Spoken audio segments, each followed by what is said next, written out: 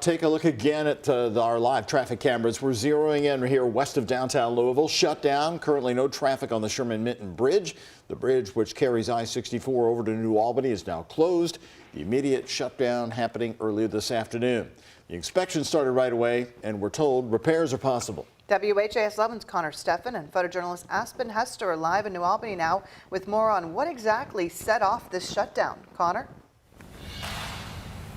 Yeah, well, guys, we've also been speaking with downtown New Albany business owners who say not just the bridge, but also this weather should be impacting business here tonight. If you look behind me, you'll see the Sherman Minton now closed in both of its west and eastbound lanes, both the top and bottom deck. Now, at this time, we know that crews working on the bridge during regularly scheduled maintenance were working on the main span of the bridge when they discovered a component that needed immediate inspection and possibly some repairs too. At this time, we're still waiting to hear more from KYTC and the renewal team about the conditions that led to officials ordering an immediate shutdown. For now, the bridge is closed indefinitely. Shop owners say that's something they've become accustomed to over the last few years. I don't want to blame it directly on the bridge, but at the same time, you know, it's definitely had an effect. We have a lot of customers come over from western Louisville and right into downtown New Albany to shop. The renewal team suggests anyone affected take I-65 or I-265 later tonight, and based on what we've seen in the past when this happens, those driving home can expect a pretty congested Friday night commute. We're live in New Albany. Connor Steffen, WHAS 11 on your side. Connor, thank you. Right now, more breaking news happening here today at 5 o'clock. A new development in the Crystal Rogers case. A second suspect in her death is also asking for a change of venue, moving his trial out of Bardstown. An attorney for Steve Lawson says he cannot get a fair trial in Nelson County. They also want the trial to be held in Boyd of Eastern Kentucky or in Owensboro in Davis County, west of Louisville. Yesterday, we told you Brooks Houck had made the very same request. Steve Lawson is going to be back in court on March 21st. And now we bring you another big development right here at 5 in the former Clark County Sheriff Jamie Null investigation. Just into the newsroom, police have now made an arrest in the case. Jamie Null's daughter, Casey Null. This just happening again. Null's daughter was booked in Scott County Jail today, facing 9 felonies for theft and tax evasion. But that's not the only news, actually, that came out in this case today. Attorneys are now representing Jamie Null's brother's family with new accusations against the sheriff. Travis Breeze, you've been following this case, a lot going on today. What's happening with his brother's estate? So on February 9th, we learned that state police were investigating Leon Null's estate, and that Jamie Null, as controller of the estate, had allegedly taken at least $52,000 from the estate. Today it came out that an attorney is representing all 3 of Leon's kids, and they are trying to reopen the estate to see if they can get more of that money back. They are in disbelief. What they've shared with me was that this was such a low point for them. They had just lost their father, and, you know, he completely took advantage of them. Attorney Amy Wheatley in New Albany is representing the 3 children of William Leon Null. Leon died in 2018 and his estate closed in 2020. On February 9th, police said they were investigating the estate and had proof that Jamie profited as controller. He allegedly sold Leon's house to his own daughter, Casey, for $180,000 and gave her $36,000 of equity in the house. Police say that money should have gone to Leon's kids. Each one of the heirs received a distribution, but it's our contention that it was not all that they were entitled to. Police also say Null took $52,000 out and replaced it with money from the Utica Township Volunteer Firefighters Association and took $16,000 out for basement repairs. Wheatley says they are entitled to at least $52,000, but the amount would be tripled when paid out, which is known as treble damages. Wheatley says their petition to reopen the estate also needs a special judge appointment, just like Jamie Null's criminal case, and that could take a few days. In the studio, Travis Breeze, WHAS 11 on your side. All right, Travis, thanks so much for the update. New right here at 5 o'clock as Metro Government and the U.S. Department of Justice negotiate a consent decree on reform efforts. We've learned you have a chance to be a part of the process. Councilwoman Tammy Hawkins says the DOJ has agreed to host community meetings on the consent decree later this spring. Right now, the DOJ is requiring the early draft and negotiations to stay confidential.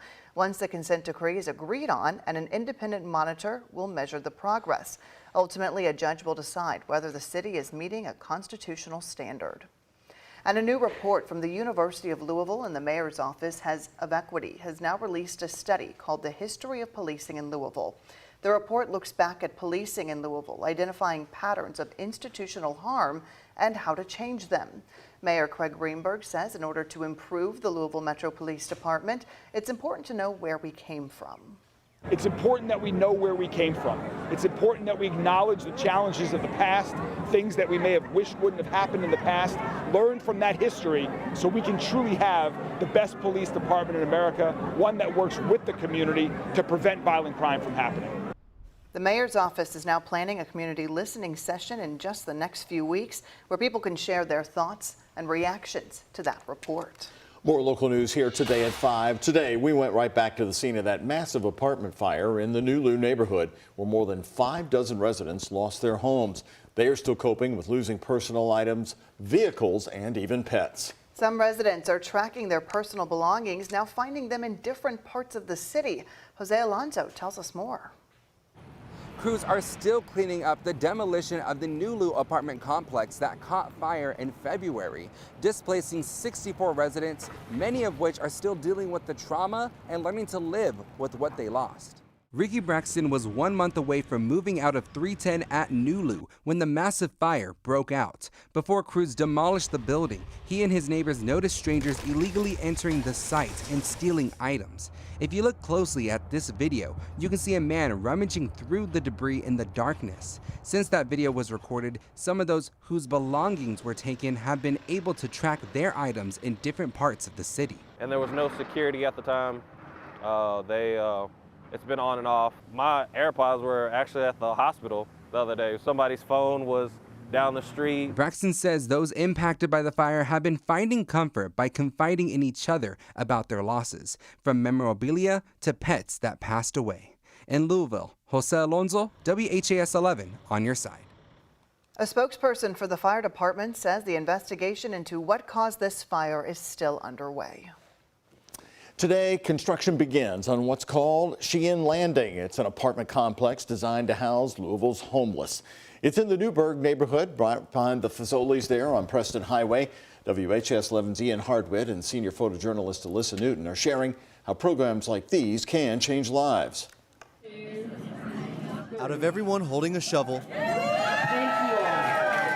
this groundbreaking means the most to Jeremiah Weidman. The future site of apartments for unhoused people, Sheehan Landing presents new opportunities for folks like Weidman to get off the street, on their feet, and build a new life. I'm a father now to a beautiful little girl, and I now have a place to have her stay and to spend time with her that wouldn't be possible without housing.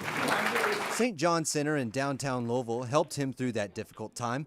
The key to success, he found, is permanent housing.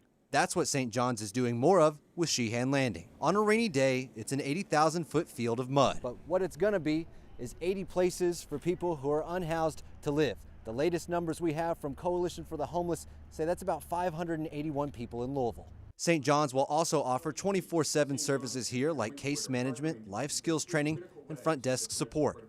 However, the timeline for this effort shows how slow progress can be.